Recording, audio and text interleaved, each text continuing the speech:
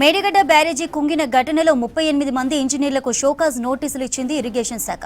Vigilance నివేదిక ఆధారంగా నోటీసులు పంపింది. 3 వారాల్లోగా సమాధానం ఇవ్వాలని ఆదేశించింది. గడువులోగా సమాధానం ఇవ్వకుంటే అవైలబుల్ మెటీరియల్ ఆధారంగా చర్యలుంటాయని తెలిపింది. విజిలెన్స్ నివేదిక ఆధారంగా ఎందుకు చర్యలు తీసుకోకూడదో సమాధానం చెప్పాలని ప్రశ్నించింది. నోటీసులు ఇచ్చిన వారిలో మాజీ ఈఎన్సీ మురళీధర్, కాళేశ్వరం మాజీ ఈఎన్సీ వెంకటేశ్వర్లు, ప్రస్తుత చీఫ్ ఇంజనీర్ సుధాకర్ రెడ్డిలున్నారు. ఇరిగేషన్ శాఖ అధికారులు ప్రాజెక్టు నిర్మాణ సమయంలో పనిచేసి రిటైర్ అయిన ఈఈలకు, ప్రస్తుతం పనిచేస్తున్న ఏఈల నుంచి డీఈలకు నోటీసులు వెళ్లాయి. Quality control, O&M, central designs organisation, state level standing కమిటీలోని డైరెక్టర్ ఆఫ్ వర్క్స్ ఆఫీసర్లు సమాధానం ఇవ్వాలని తెలిపారు.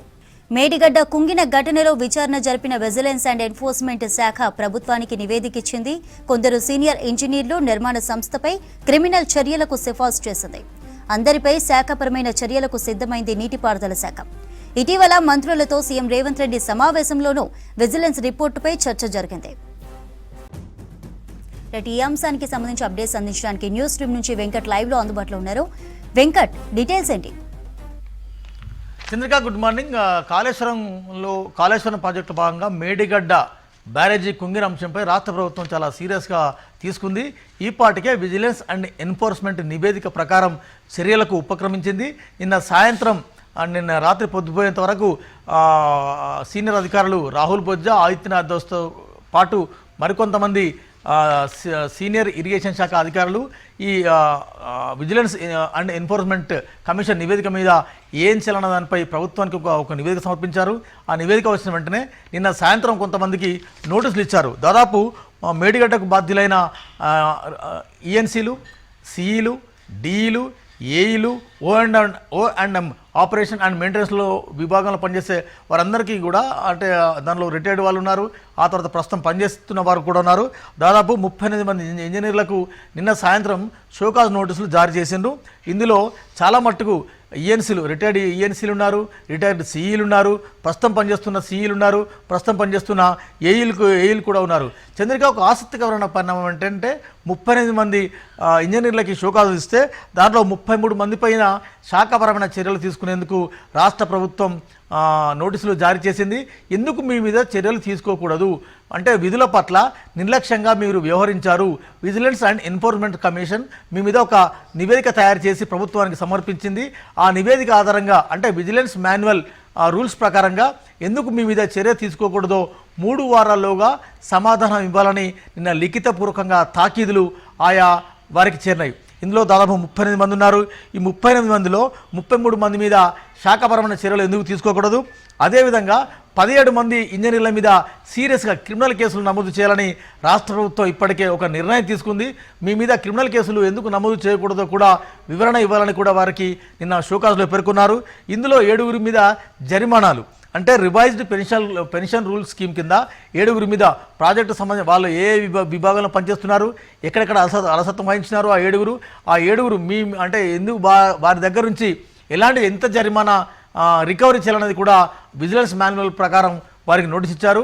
అంటే మొత్తం 38 మందిలో 33 మంది ఇంజనీర్లకి షోకాజ్ శాఖపరమైన చర్యలు, అదేవిధంగా 17 మంది ఇంజనీర్ల మీద క్రిమినల్ కేసులు, అదేవిధంగా 7 మీద జరిమానాలు విధించాలని రాష్ట్ర ప్రభుత్వం ఒక నిర్ణయం తీసుకుంది.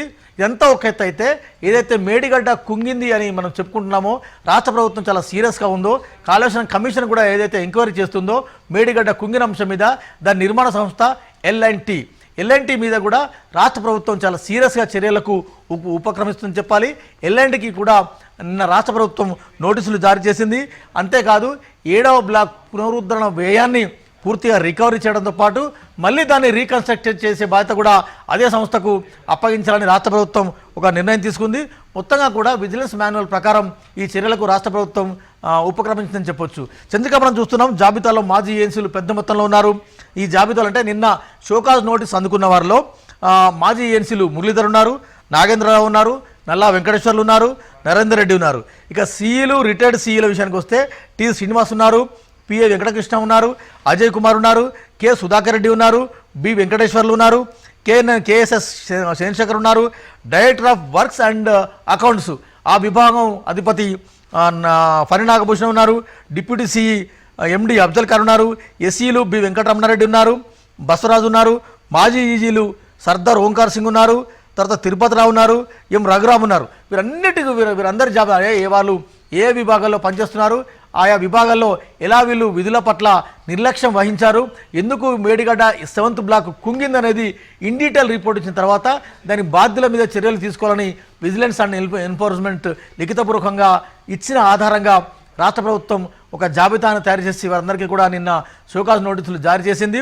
ఇందులో 38 మంది ఇంజనీర్లు నిన్న షోకాజ్ నోటీసు అందుకున్నారు.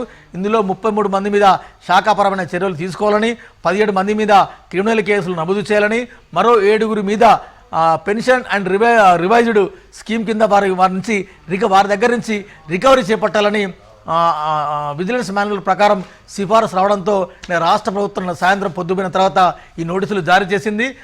నిన్న డే అంతా కూడా రాష్ట్ర నీటిపారుదల శాఖ మంత్రి ఉత్తమ్ రెడ్డి ఇష్యూ మీద కొంత ఎక్సైజ్ చేసినారు. ఆ తర్వాత ఆదిత్యనాథ్ దాస్, రాహుల్ బొజ్జా, ఇతర సీనియర్ ఉన్నతాధికారులు కూలంకుషంగా చర్చించి అందరికీ ఎవరైతే 38 మంది అభియోగాలు ఎదుర్కొంటున్నారో ఆ ఇంజనీర్లందరికీ కూడా నిన్న సాయంత్రం నోటీసులు జారీ అయ్యాయి. 3 వారాల్లోగా మీరు లిఖితపూర్వకమైన సమాధానం ఇవ్వండి, మీ మీద శాఖాపరమైన చర్యలు ఎందుకు తీసుకోకూడదు, మీ మీద ఎందుకు క్రిమినల్ చర్యలు ఎందుకు తీసుకోకూడదు, అదేవిధంగా మీరు మీ మీద ఎందుకు రికవరీ యాక్ట్ చట్టాన్ని ప్రయోగించకూడదు అనేది ఈ 3 రకాల నోటీసులను కూడా ఆయా ఇంజనీర్లకు జారీ చేశారు. చంద్రిక.